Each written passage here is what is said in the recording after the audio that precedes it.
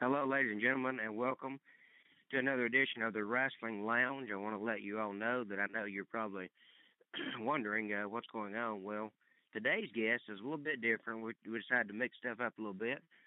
Um, she's she's a former soap opera star from Guiding Light and also One Life to Live. She played Sonia Satra on Guiding Light. I'm sorry. She played Lucy Cooper on Guiding Light. It's actually Sonia Satra who actually played Lucy Cooper on Guiding Light, not the other way around. And she also played Nurse Betty on One Life to Live. And she is also the founder and CEO of Motis Exercise. And we're going to have her on the show today. But at this time, I want to bring on my co-host. He is known around the wrestling industry as referee Radar Martin. I want to bring on Harold at this time. Harold, hello, Brian. Welcome to the show. Hey. Hello. How are you? And despite some news on the weekend, I still am Radar Martin. I still am a referee.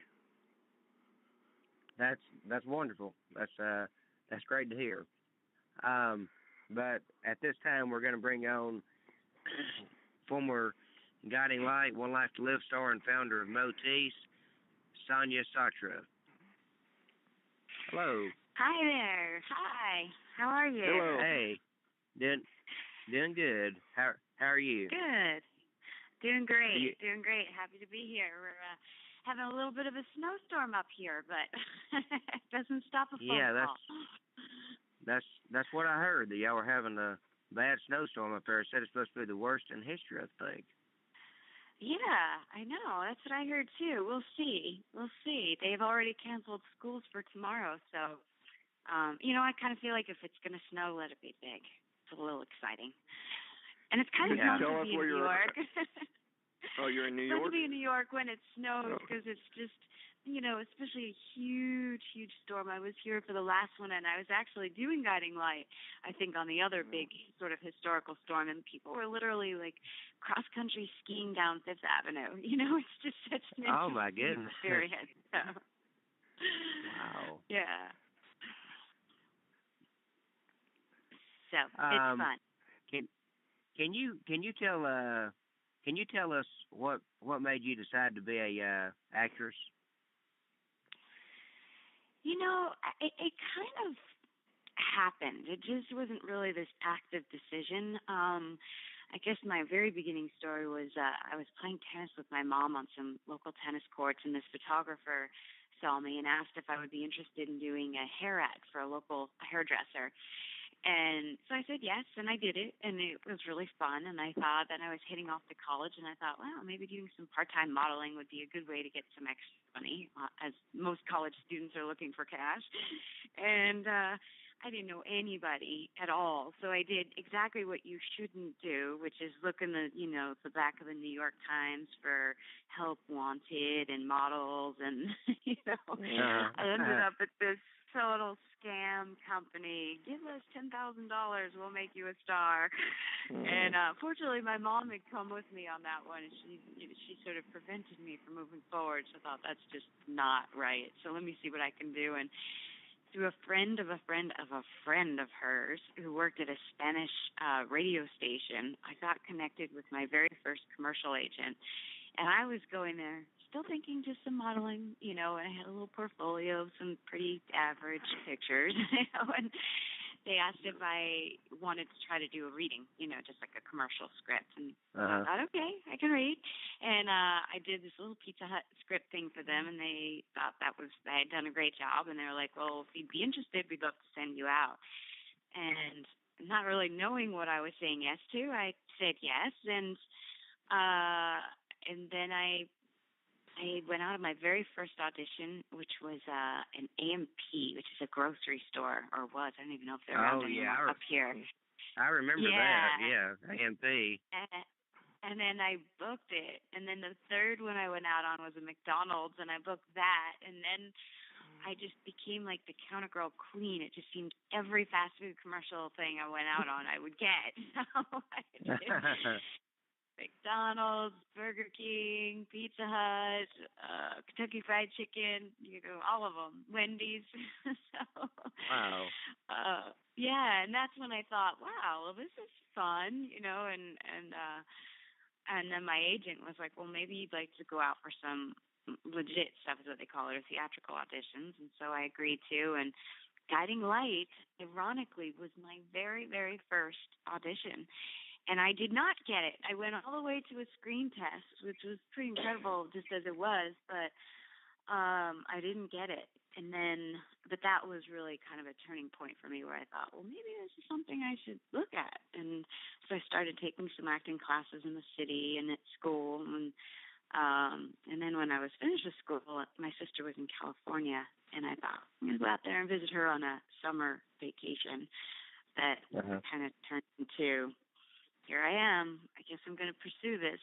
and that was when I learned it's not just acting, it's a business. It is an entertainment business. So I had to kind of learn both sides of it. But that was my beginning. Yeah. It wasn't one of those, wow, I dreamed of being an actor all my life. That's but awesome. I'm glad it worked out that way. Now, you said you went to college. Did I read this right? You went to Rutgers? I did, yes, Rutgers in New Brunswick. Mm-hmm. Yeah, what did you study there, if I may ask? Sure. Well, a little by default because I didn't really know what I wanted to do, and that was when I was starting to go in and out of the city a lot. So they do have a great BFA program, acting program there, but it was like midway through. I was a sophomore at that point, and I kind of gone down the road of communications. So communications is what I stuck with. I was a communications major. But I did take a lot of acting classes through their acting program. Oh, okay. Yeah. So did you go to different workshops and stuff like that too, or? In the city, I did. My agent connected me with a class in the city, so I went there, and from there I took a couple different workshops on special things. I did a commercial acting one. I did just how to audition workshop, how to be prepared, how do you do cold reading. Okay. Yes, I guess that answers your question. What was it like for you to rehearse your lines on One Life to Live and Guiding Light? Well, they had, in terms of on set or at home or both.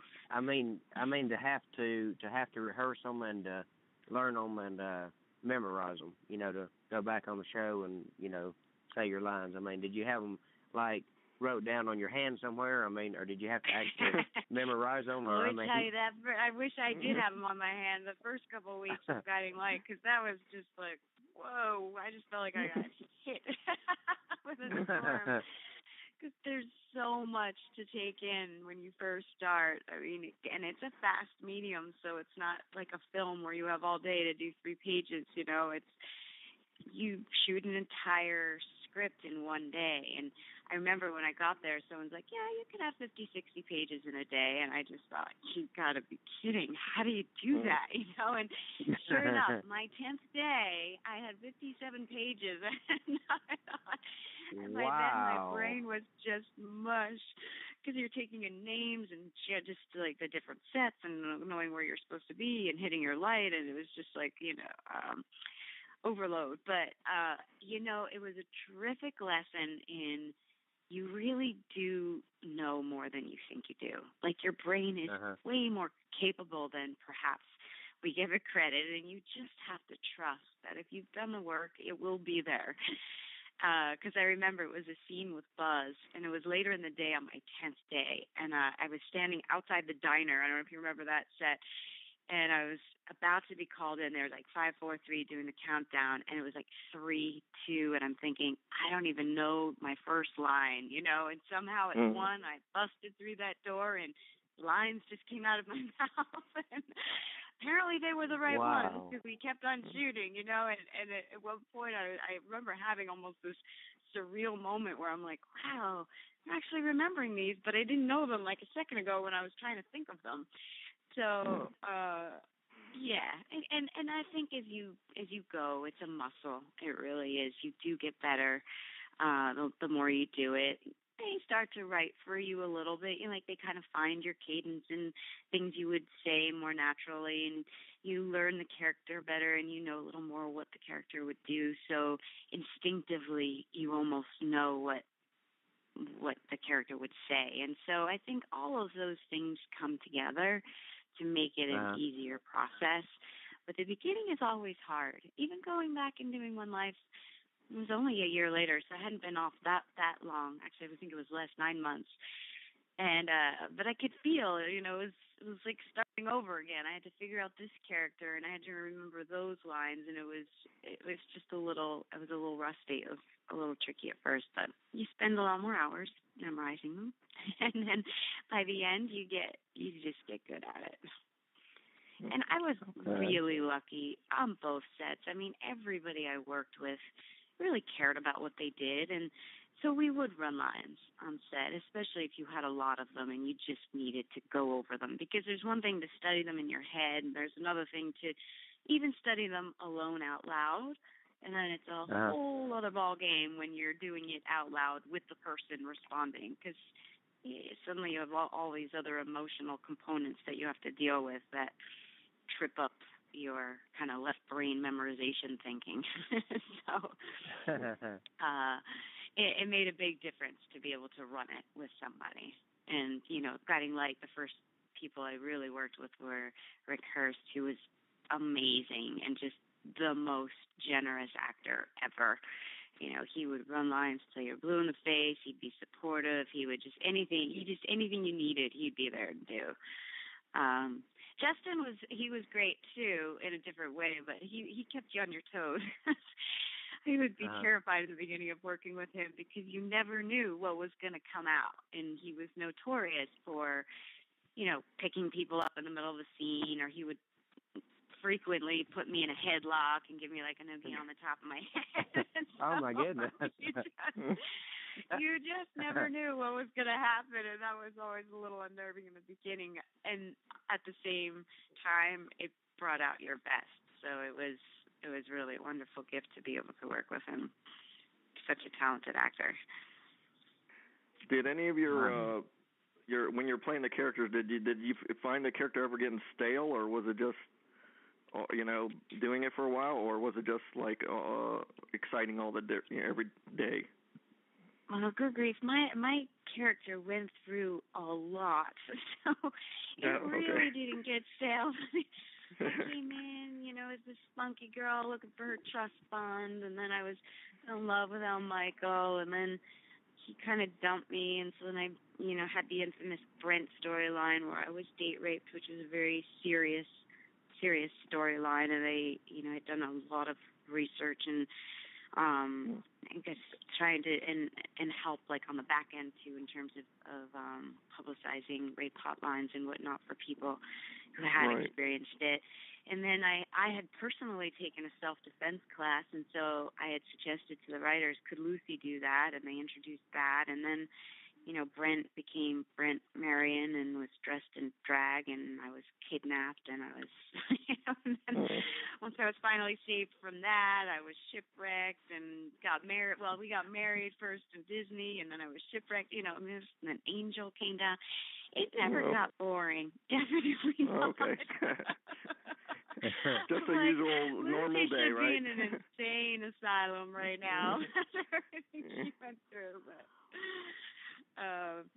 no, it didn't. I mean, you know, I think your character rises. You have what they call front burner storyline, where you're one of the more featured stories, and then you have a back burner, where you are more of a supporting character. I have to say I was really very lucky. Lucy was not on the back burner very often. So, and at the times when she was, you know, it was kind of a nice little break. So I felt constantly challenged on that show, especially. Barbara too, Nurse Barbara, my little psycho Barbara friend. I mean, that was a completely opposite character, because Lucy became like the victim of everything, and Barbara was the psycho and, you know, slightly disturbed. I like to say. Good heart, just a little off. But when she started to, fell in love and then shot people, as retaliation for not getting the person that she really wanted. So then it's just a whole different ball game. It's fun to play both sides. I want to let the fans know, if you want to call in and talk to Sonia Satra, if you have a question for her, you can call in at 773-897-6289 and press 1, and we'll get you on the phone with Sonia to ask her a question. Sonia, I want to ask you, what's it been like for you traveling the country to film different movies and TV series? I love traveling and shooting. I think that's one of my favorite things to do, is to go on sets in different locations. Probably one of the reasons I really love doing movies, whatever they may be. But I think it's fun. It's exciting. You get to see different areas. You get to do different things and play different characters. So that's something I would have loved to have done more of. I mean, soaps in a set and you stay in one place. Although we actually had the good fortune of going on one of the few location shoots that soaps have for the Lucy and Alan Michael wedding. We went down to Florida, to Orlando, to shoot at Disney World for our big wedding escapade. But most of the time you're kind of on set. So it's fun when you get to go out and be in different places. Now, do y'all have to have a passport to get over there, or in the different locations you go, or not? I didn't for most of what I did. Most of what I shot was in New York. This summer I did a little spot on my husband's show, which actually is airing right now, Sons of Liberty. And that was shot in Romania. So I needed a passport for that. But most of what we did was national. Now, what time and channel does that come on? I'm sorry, which one? What time and channel does that come on, the show that you're Sons of Liberty. It's a 3-day miniseries. It started last night, and it's on tonight and tomorrow night. I think it varies in different locations. In New York, yes, Eastern Standard, it was 9 p.m., 9 to 11, and it's on the History Channel. Okay. I had heard that, I guess maybe in your youth, that you did do a lot of traveling. Is that true? That you went you were in Europe and different other places, I guess? I did. I traveled quite a bit, actually. My mom was a history professor and liked to see the world and believed very much in traveling. And if the locals can get there, so can we. So I remember one summer we went on a vacation to Egypt. And that was a difficult place to travel, but we ended up literally on one of these open air buses that the locals would travel on because, we wanted to get somewhere that the tour buses weren't going. And so we got on. It was so great. It was an open air bus. It had chickens and turkeys and a couple sheep in the very back of the bus. I mean, we were definitely the tourists on that bus, but it was such a cool experience. And I remember sitting next to this young girl who could barely speak English, but she did know of the show Dallas, because I guess by that point it had gotten there. She kind of was trying to ask me if everything in America was like Dallas. And tried to let her know that's not really the way it is, but yeah, so I've been to Egypt and to Turkey and Australia and a lot of Europe. We actually lived in England for a year. My mother was on a sabbatical, so we lived in Botley, Oxford, and into France and Italy and Spain. Spent the summer in Spain and Portugal. Yeah. Did you have a favorite, or did you have a favorite, or? Oh gosh, favorite. That's hard, Right. I think two of my favorite trips, and I don't even know whether it was because of the country or, three trips, I guess. Australia was really fun. It was a fun trip. I went with my mom. I think we had been to so many third world countries that it was kind of nice to go somewhere that wasn't. And it was just a beautiful country. We did a lot of really fun things, and It was just a nice combination of adventure and beach and and it was a cool place. I thought, gosh, it wasn't so far away. I could imagine living there. So I did enjoy that. We also did a trip to Argentina and Chile, kind of a little tour there, and that was really, really fun and interesting. And one of my greatest memories was a totally last-minute ski trip in Chile. It wasn't even winter time. I think it was getting close to their winter or their spring. So this just coming off of their winter because they're a little bit opposite from us. And a friend had said, yeah, you could go to the store and they'll literally rent you everything from skis to mittens. And this bus will take you to this place and you can ski all day, get back on, and then you go back and it's almost like an assembly line at the store. You just take everything off, you change into your stuff, and you leave. And it was super, super cool to have done that because it was so unexpected.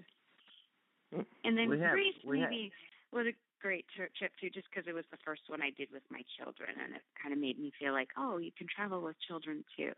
So that was really fun. Yeah. But I'm sorry, Brian, I cut you off. That's okay. I was gonna let y'all know we have a fan on the line to talk to you. We're gonna bring them on right now. Number is area code 208. You're on the air with Sonia. Hello. Hello. How are you? Hi. Great. Who am I speaking with? This is Judy Gearing, and I fell on December 31st and broke my leg in 2 places. And so I'm in the bed laid up, and I'm home now. I just wanted Brian and whoever is there to know that I'm at home now. Oh, that's great, Judy. That's great. Well, I'm very good. And I heard y'all were on, so I told my daughter I just got a call and let them know that I am home now. I was been home since Saturday. That's great. So that's great. So how's everybody there? Very good. Great. We're doing good. Well, I'm on complete bed rest, so I don't know what's going on in the world anymore.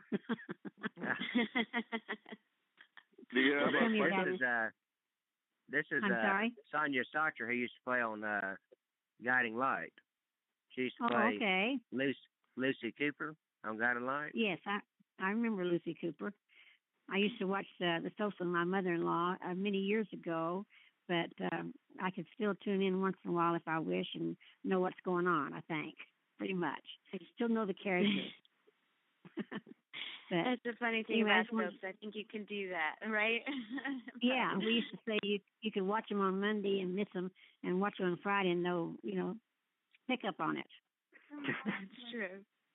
My daughter, That's true. My daughter Carrie Miller watches them every day. So, Lucy Cooper. So she could fill you in on whatever you missed. That's good. Yes, she doesn't, but sometimes we'll be sitting here watching something, and I'll tell her what's going to happen. She'll say, at the end, she'll say, Mother, how did you know that? I said, well, I used to watch them. You can kind of figure it out. My daughter used to watch Guiding Light. Yeah. She used to watch it. She used to watch them all. Lucy, she likes you and everything, but she loves every soap. She used to watch them all, but she's cutting down a little bit now. So. Ask her what she's doing now. What are you doing now, Lucy? What are you going to be doing now? I actually just started a totally new thing. It's a fitness mindset company called Motosize. So motivational exercise. That's what I'm doing right now. Oh, well, that always helps, doesn't it? That's what I hear. Right now I can't get out of bed. So when you get out of bed and you're ready to start exercising again, you can look me up. Oh, well, I love to dance. In fact, I was going to a dance when I fell, and I didn't even get inside to dance. But finally, this gentleman came up and asked me to dance. I said, well, I've hurt my foot and I can't. So they got me in the lodge, Eagles Lodge, with a wheelchair that night. So he went and got the wheelchair and got me on the floor 3 times and danced, swung me around. We had lots of fun, though. So, that's great. I still had a little, great exercise, great fun. I love it. And I still had a little fun anyway. Anyway, I just wanted to call in and say hi, and that I was in the, wait a minute. Oh, okay. Yeah, I love to dance, and so if there's a dance around and the singing mailman's playing, I go listen and dance. Well, that's good. Keep doing that. I will. And you keep your fitness up too, because that's what the world needs. A lot of fitness. Yeah, that's true. Anyway, well, I hope you get better real fast. Thank you for calling. Thank you, Brian. Thank you for calling. Thank you. Thank you, hon. Bye-bye. Bye-bye. Can you tell us about your exercise program? Sure. So it's called Moticize. It's kind of the Modi from motivational and size from exercise. So that's where the name comes from. And it's a cardio workout that integrates mindset tools like visualization and goal setting and affirmations into the exercise. And it's actually built on some recent science that now that they can really study the brain, they're coming up with phenomenal research. And what they find is when you exercise and you actually raise your heart rate to a certain level for a period of time, your brain becomes very open and you can create new neural pathways. And so it's an optimal time to learn and to create and to focus. And so we're taking that optimal time to really create the life of your dreams. And so, in essence, you're getting a great workout and you're rewiring your brain for the success that you want in your life. What about for us men? Is it good for us too? Or is it It is. You know what? I just did a big event on Saturday at Athleta, and there were men. And a few of my biggest fans are guys, actually. As long as you have goals and you want to achieve something in your life and you like fitness, then it's good for you. Male, female, doesn't matter. There was even a kid in the audience, so I was like, oh, way to go. Wow. And where do we find the products? So I have a DVD. The first DVD that's out is called Mindset Reset, and it's on my site at Moticize, MOTICISE.com, or you can also find it on Amazon.com. Okay. Yeah. I got to tell you, Sonia, this is hilarious, but I'm so glad you corrected that because I have been, ever since you have started the exercise, I have actually been calling it Motis, and I didn't know it was called I noticed you called it that before, and I was like, let me say where it comes from, because then it might make more sense. Yeah. I thought he was talking Italian or French. I didn't know what he was saying. Yeah.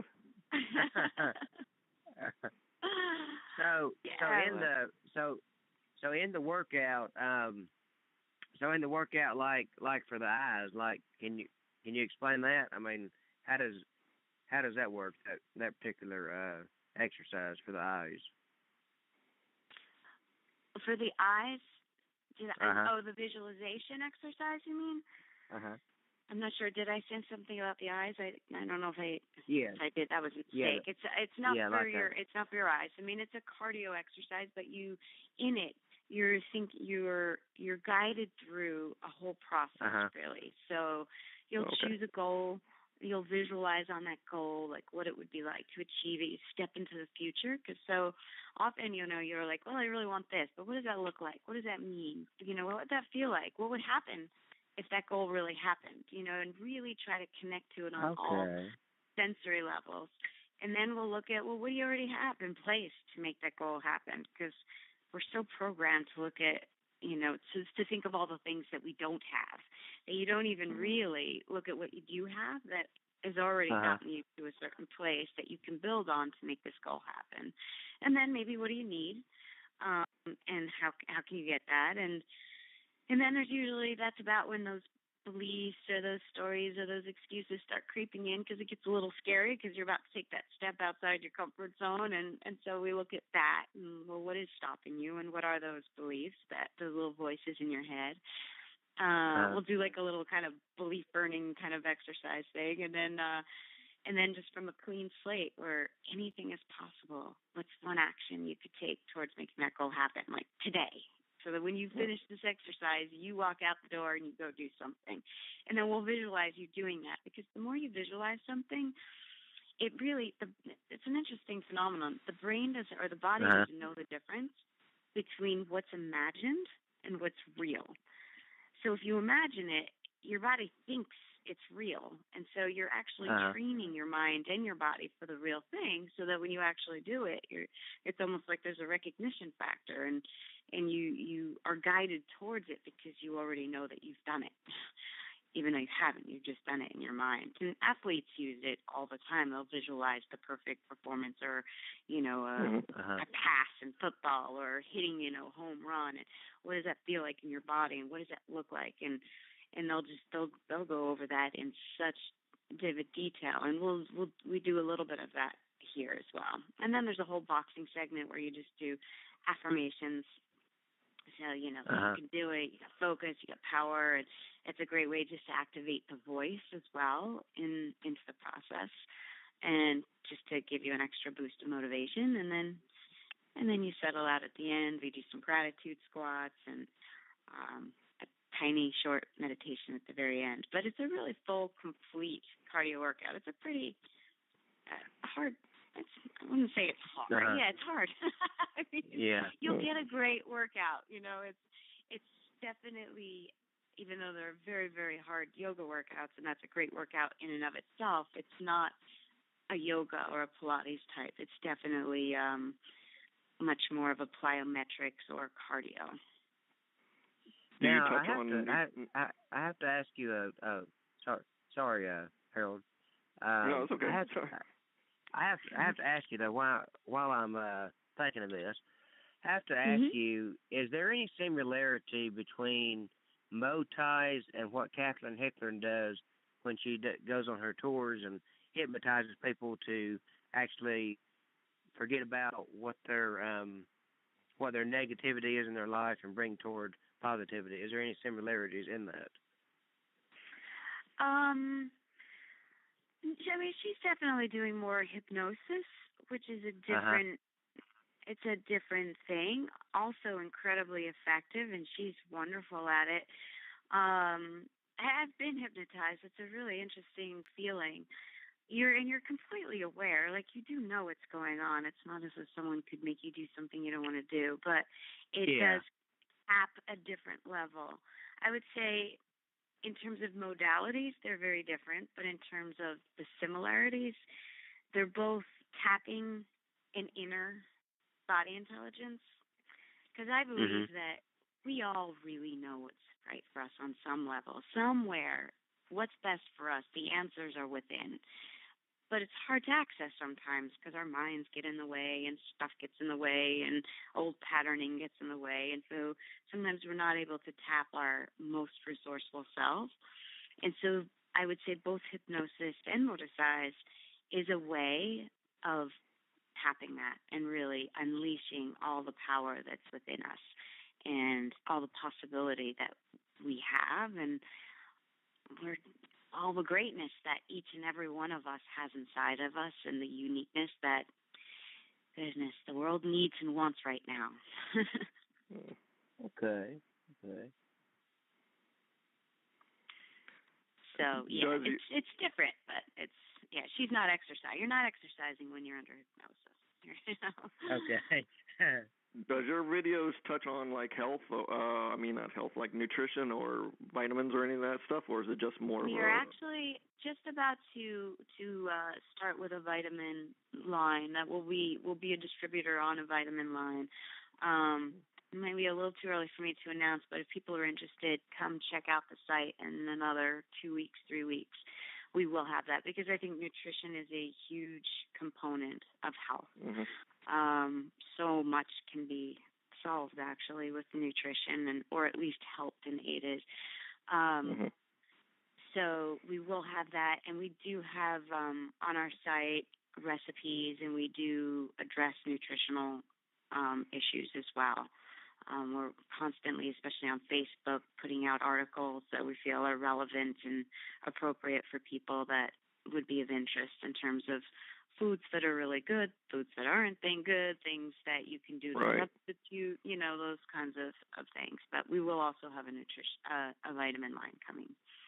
Especially with the new year, a lot of people make resolutions to do stuff like that, so maybe you can help them with that. Absolutely.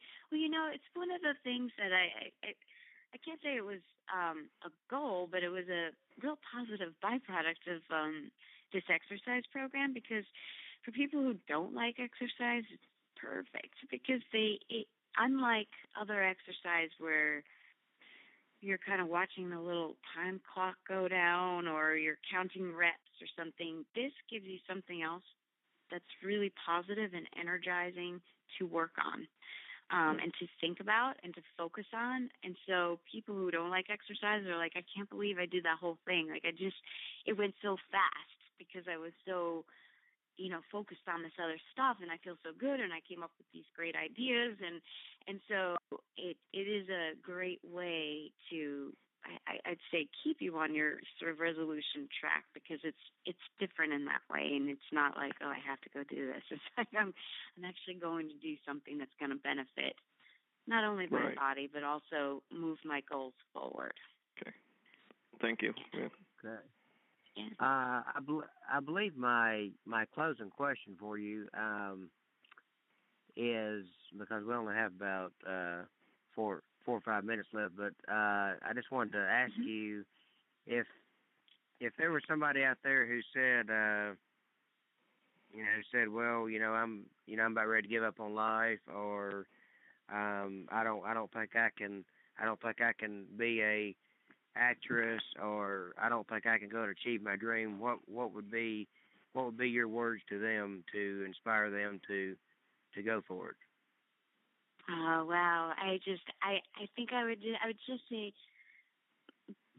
keep going. Take one small step. What's one small action? Because I think so much of it is resettling back into what is the vision of what you really want. Connect to that. Connect to the why. Connect to the desire. And what's one small action that you can take?